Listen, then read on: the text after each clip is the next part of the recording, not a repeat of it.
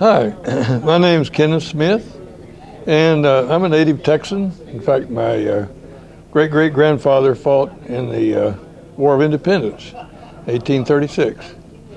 And I started at Texas A&M in 1946, and got into the Corps and graduated with a master's degree in 1952, and went straight into the Army up to Fort Sill, Oklahoma, and was in the artillery school there for, the regular 6 or 8 weeks rather.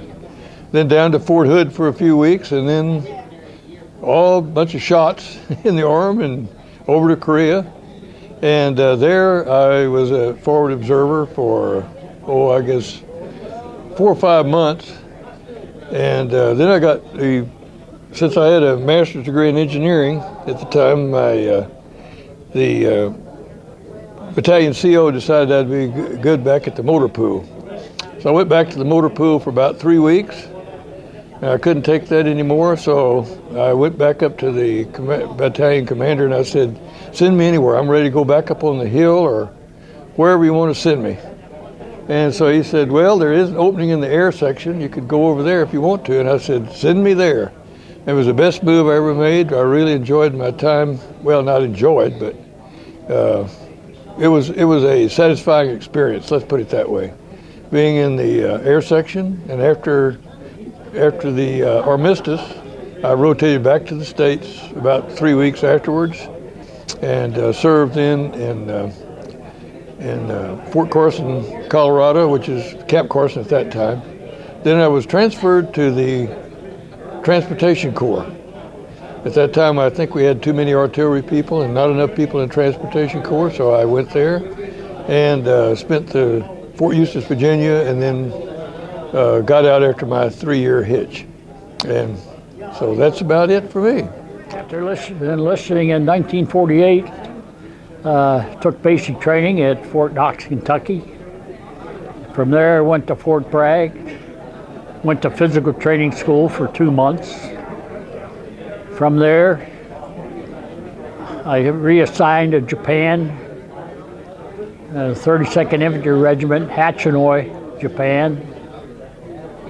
And the Korean War broke out June 25th. We were the last unit to leave Japan to go to Korea. They had taken most of our troops, the experienced troops from World War II, and distributed them through the other divisions that were already in Korea early. One of the biggest experiences I had, and it didn't have to do too much with being in Korea itself, but in training, we had some amphibious landings, practices going on in Tokyo Bay, and after coming off the mothership down onto the troop transport, we were about 300 yards from the beach, and this Navy coxswain, he yelled out to one of our troops in front of the boat to pull the pin on the front gates. Well, I don't know what he pulled, but about 300 yards out, he said, okay, pull the pin, because they didn't want to do the exercise again. Well, when the pin was pulled, there goes the whole gate into the ocean. And here come the ocean. And I couldn't swim worth a darn, and we had just taken off our life jackets. I happened to be in the back of the boat, and all the life jackets were piled up, so I started throwing them out to the guys in front of the boat, and they were really teetering on the edge, almost ready to go into the bay there. And anyway, the command ship, patrol boat came along, his major was the harbor master, Army major. And I remember him yelling out over Tokyo Bay over a loudspeaker, "You dumb son of a bitch." And I'm sorry to say, but that's the actual words he used. And anyway, they eventually pulled up another launching boat up alongside of us, and we all transferred over to that, and we made it into the beach. and we never did have to do it over again. I don't know why, because we kind of screwed the first one up there. But anyway, we eventually ended up in Korea at Incheon, and worked our way down into Seoul. And God, Namsam Mountain is when we actually had an attack, first attack that I remember. North Koreans coming up this Namsam or South Mountain in Korea, and anyway, we repulsed the attack, and that was the last attack the North Koreans performed at that time in Seoul itself. They'd come down from North Korea by train. You could hear them about 1 o'clock in the morning, clanking and banging and so on. And from there, after Seoul was taken, the Marines were downtown. We ended up going down to Busan, and for about 2-week training and getting into winter gear. And then we boarded a ship, and I believe we were on there about 19 days. It doesn't seem quite right, but I believe it was around 19 days. We went up to Iwon, and then we had an unopposed landing at Iwon, and from there we worked our way up to Kapsan. And when the Chinese came into the war, our first battalion was over in Choshin Reservoir area, and they got hit really hard. And from there we went back to Hamhung and boarded a ship and evacuated. And we ended up back in Busan, and then we got into what they call the Operation Killer around January of 1951, and went back up middle Korea and back up toward the Armed Triangle. And that's about the time that I left to come back home. It was August 1951. Well, I'm J.T. Morgan. I live in Covington, Georgia, which is a city about 35 miles east of Atlanta on Interstate 20, very close to Augusta also, as you can see from the shirt that I'm wearing here. I've been going to the Augusta Masters since about the mid-1960s, and I finally got me some badges applied for in 1972, but I didn't get them until 1994. Took 22 years. That's how many they had on the waiting list. So I feel very fortunate in that. So I said, well, I knew how to fly light airplanes. So I said, I'm going to volunteer for the Light Aviation Division. I did, and I was accepted. Took my basic training at San Marcos Air Force Base, and then my advanced training at Fort Sill, Oklahoma. All of that took about 6 months. And from that, of course, they flew me over to Korea. And by the way, as a side thing from that, they sent me back on a ship, a slow-motion ship. But they needed pilots, and they needed lieutenants over them. I was assigned to the 7th Infantry Division and the Aviation Division, and started flying missions right away.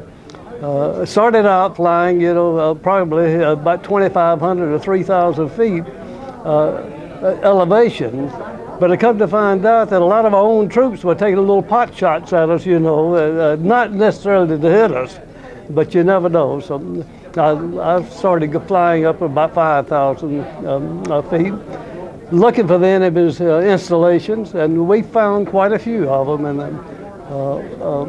And of course, I have no idea how many people were killed because of my actions. Don't really want to know. I did my job. That was the main thing. I was shot at a lot by the enemy, anti-aircraft.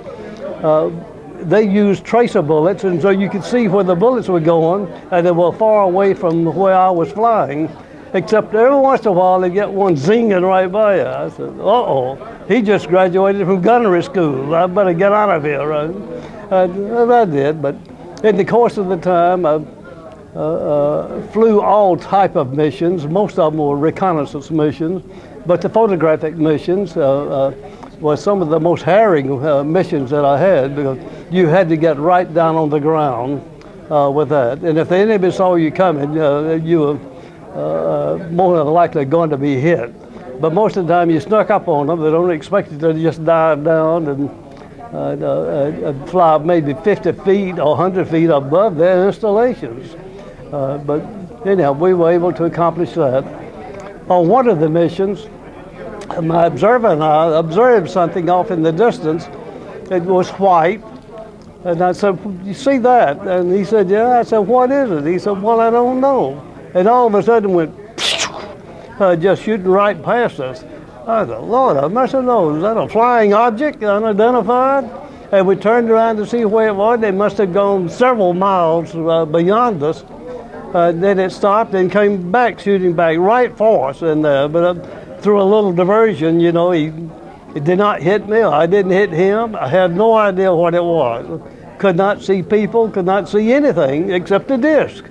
And so we reported that, and it was written up in the papers.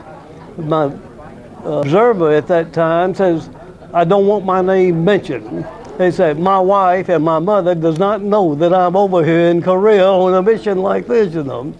So that he was respected from that degree, and it was written up. But whatever became of the report, I don't know. There's several of us that saw unidentified flying objects. Name's Kestlemeyer. I was born and raised in Spokane, Washington.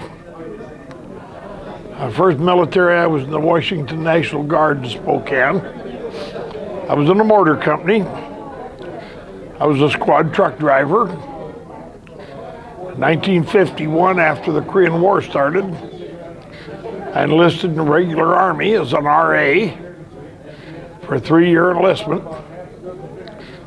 and went through basic at Camp Gordon, Georgia, projection repair school at Fort Monmouth, New Jersey.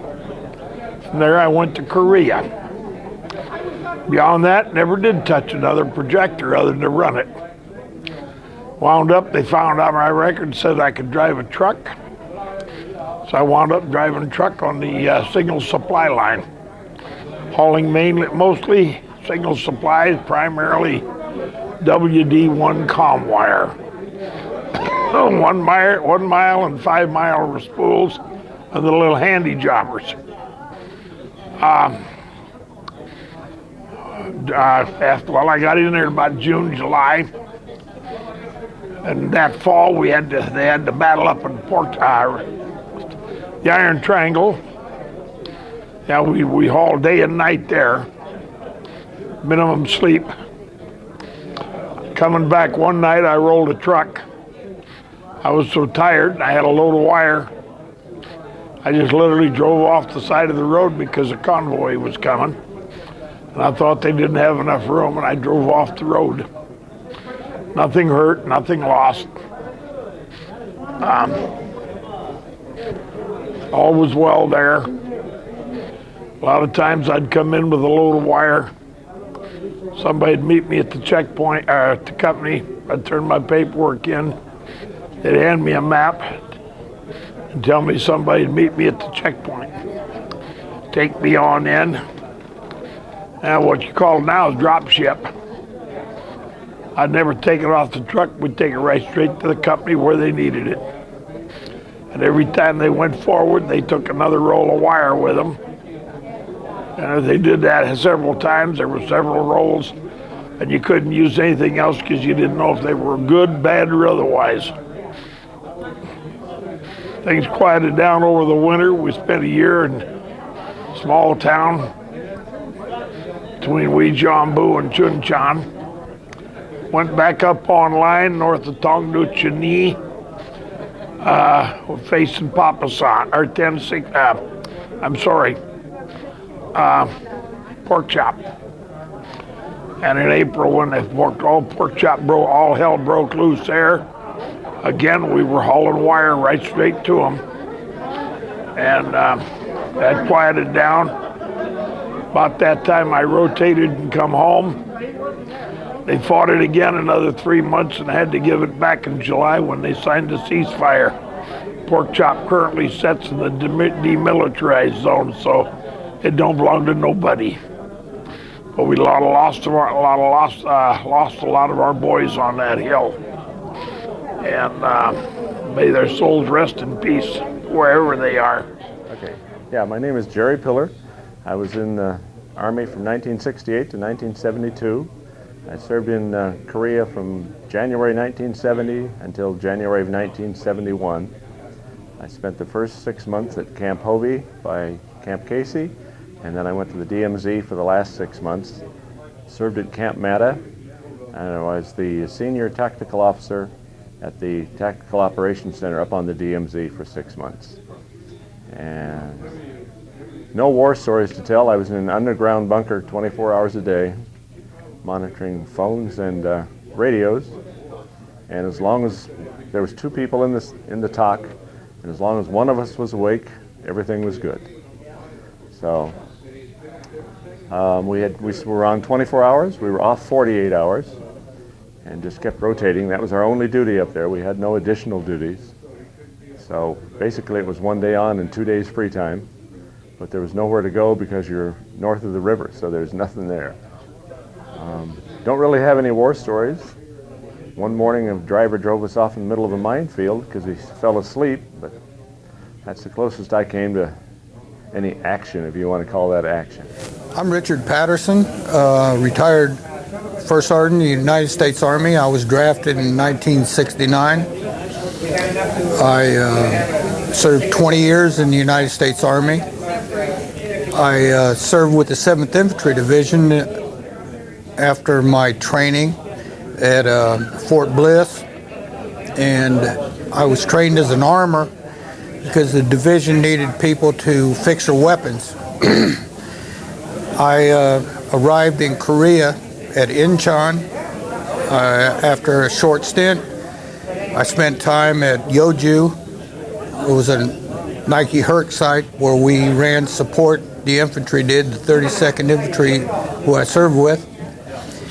And then we moved into Hovey to arm ourselves to go to the DMZ. And in 1970, I went to the DMZ, and I left the DMZ when the 7th Infantry Division deactivated.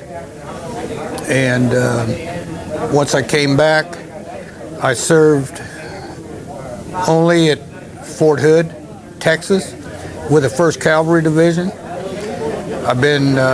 I spent 9 years in Europe, 3 years in Belgium, and I retired in 1989. And I think this is fantastic, the 7th Infantry Division having this reunion, and I'll probably be going to more in the future.